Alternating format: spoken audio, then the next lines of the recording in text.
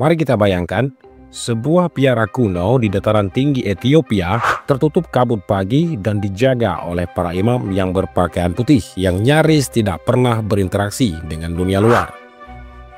Di dalam dinding tebal yang dibangun sejak ribuan tahun lalu itu tersembunyi salah satu rahasia paling dijaga di dalam sejarah peradaban, yaitu sebuah kitab suci yang sangat berbeda dari yang dikenal di dunia barat, Alkitab Ethiopia, atau dikenal juga sebagai Ethiopian Bible.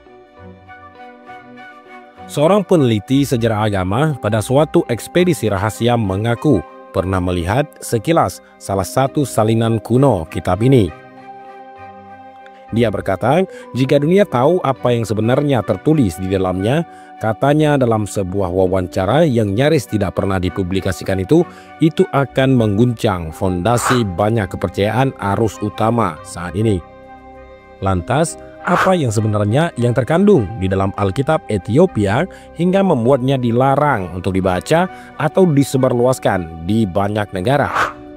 Mengapa teks ini begitu kontroversial sehingga dianggap bisa mengubah cara pandang manusia terhadap sejarah spiritualitas itu sendiri? Mari kita telusuri lebih dalam dan bersiaplah untuk dikejutkan. Alkitab Ethiopia atau Masahfa Kedus merupakan kumpulan teks suci yang digunakan oleh gereja ortodoks Tewahedo Ethiopia. Yang membuatnya begitu mencolok adalah kenyataan bahwa Alkitab ini terdiri dari 81 kitab. Jauh lebih banyak dibandingkan dengan 66 kitab yang ada di Alkitab Protestan atau 73 di dalam Alkitab Katolik.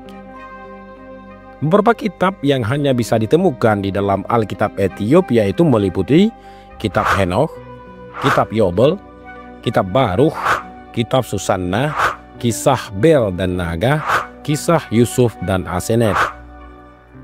Kitab-kitab ini tidak hanya memperluas narasi yang kita kenal dalam Alkitab versi Barat, tetapi juga memperkenalkan konsep, tokoh, dan peristiwa spiritual yang jauh lebih liar, kompleks, dan kadang-kadang mengganggu. Mengapa Alkitab Ethiopia tidak dikenal secara luas? Karena itu tidak sesuai dengan doktrin gereja Barat. Gereja Barat itu, baik Katolik maupun Protestan, telah lama menyepakati kanon atau daftar kitab yang sah sebagai firman Tuhan. Ketika Konsili Hippo 393 Masehi dan Konsili Kartago 397 Masehi menetapkan daftar kitab-kitab yang masuk dalam Alkitab, banyak kitab dari tradisi Timur seperti Henokh ataupun Yobel tidak diikutsertakan karena dianggap terlalu apokrifa dan diragukan keasliannya atau berisi ajaran yang tidak ortodoks. Sementara itu di Ethiopia yang menganut tradisi Kristen yang lebih tua dan terisolasi dari kekuasaan Roma, kitab-kitab tersebut tetap dilestarikan dan dibaca sebagai bagian dari kanon mereka. Dengan kata lain, gereja Barat menganggap beberapa isi Alkitab Ethiopia itu terlalu berbahaya atau berpotensi menyesatkan. Alasan selanjutnya kenapa dilarang karena mengandung ajaran dan narasi yang mengguncang. Beberapa isi Alkitab Ethiopia yang secara terang-terangan berbicara tentang asal-usul malaikat yang jatuh dan hubungan mereka dengan manusia, kemudian pengetahuan rahasia yang diberikan oleh makhluk surgawi kepada manusia itu sangat mirip dengan teori konspirasi zaman modern tentang ancient alien.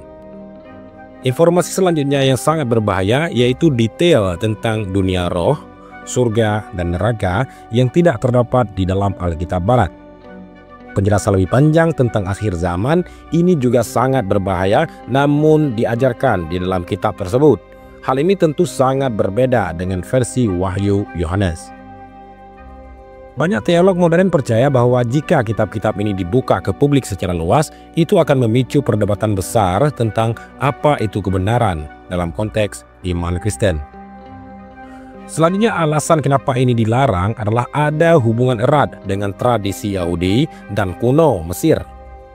Alkitab Ethiopia memiliki banyak sekali kesamaan dengan teks-teks Yahudi kuno seperti Talmud dan Midrash. Bahkan mitologi Mesir kuno dalam beberapa teks digambarkan bahwa tokoh-tokoh Alkitab seperti Henokh atau Nuh memiliki hubungan langsung dengan pengetahuan ilahi yang misterius. Bahkan beberapa teori menyatakan bahwa Alkitab Ethiopia ini bisa menjadi penghubung yang hilang antara peradaban kuno dan agama-agama Abrahamik lainnya. Alasan berikutnya kenapa kitab ini dilarang adalah karena berpotensi menggoyahkan kekuasaan agama arus utama. Jika isi dari Alkitab Ethiopia menjadi bacaan umum, maka banyak sekali doktrin dan ajaran dasar gereja bisa dipertanyakan. Misalnya, apakah benar malaikat bisa beranak pinak dengan manusia? Apakah Tuhan memiliki lebih dari satu rencana penciptaan?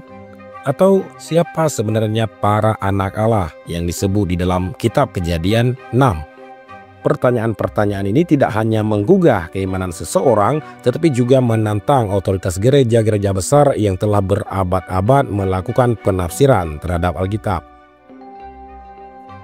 Alasan selanjutnya adalah terlalu mistis dan mengandung esoterisme. Banyak bagian dari Alkitab Ethiopia mengandung simbolisme tinggi, penglihatan-penglihatan gaib, serta ajaran esoterik yang hanya dapat dipahami oleh kalangan tertentu saja.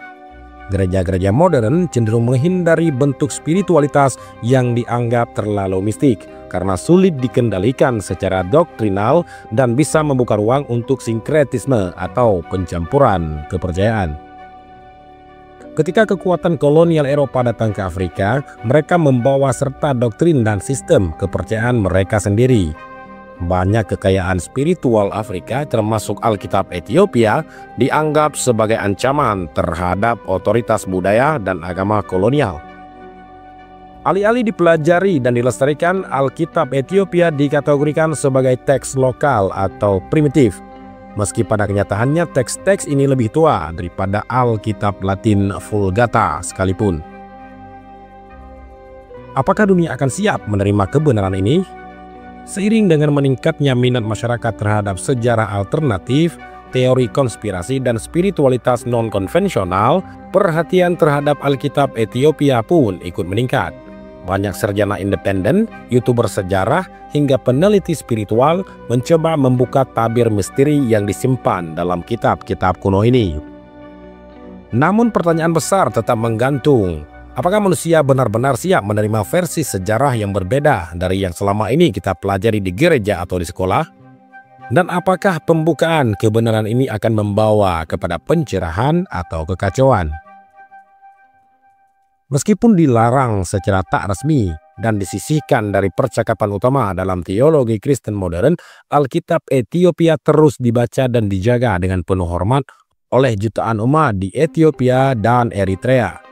Kitab ini menjadi saksi bisu bahwa sejarah spiritual umat manusia itu lebih kaya, lebih dalam, dan lebih kompleks daripada yang biasa kita dengar di mimbar-mimbar modern. Dan mungkin suatu hari nanti dunia akan benar-benar membuka matanya dan membaca sendiri apa yang selama ini disembunyikan. Wallahul muwafiq ila aqwamit thariq. Assalamualaikum warahmatullahi wabarakatuh.